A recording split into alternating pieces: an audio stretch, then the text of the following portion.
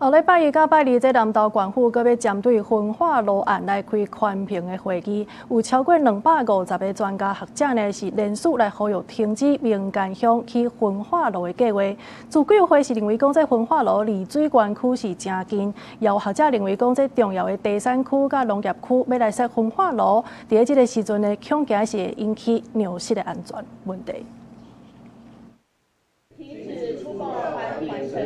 還給民間正義未來。學者徛一排大聲要求南投縣府停止焚化爐的寬屏停書。針對南投民間要起焚化爐的代誌，有學者發起聯署，4天內已經有250多位專家學者參與。拜五因也召開記者會，呼籲縣府唔通佇咧無共識嘛無停書證據的基礎硬來推動建設。有學者認為，在重要的第三區農業區設焚化爐，在這陣地緣政治緊張的時，嘛會對糧食安全造成衝擊。農業是我們立國的根本，民以食為天，所以這件事情它嚴重的影響到我們整個糧食安全的時候，它不是只有民間這樣的事情，它更是我們全國人民應該要關心的事情。地址呢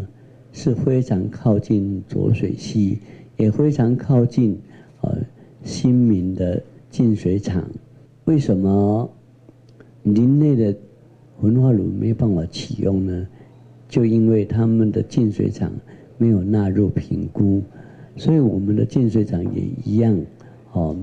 沒有被環評納入他們的評估。有學者指出，南投縣甲農業縣講有關的 GDP 就佔超過73%以上，焚化爐若起落去造成的損害是補償袂來的，甚至是要起佇特定農業區。學者認為，縣府應當說明一定愛選佇這個原因，嘛積極寬屏委員的專業度，要求縣政府愛公布每一屆寬屏會議內容。你其實有很多可以替代性的選擇，你為什麼去選在一個最優良的農業區啊？這是非常不可原諒的錯誤啊！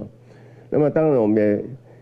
懷疑了啊，就是說這些環評委員啊，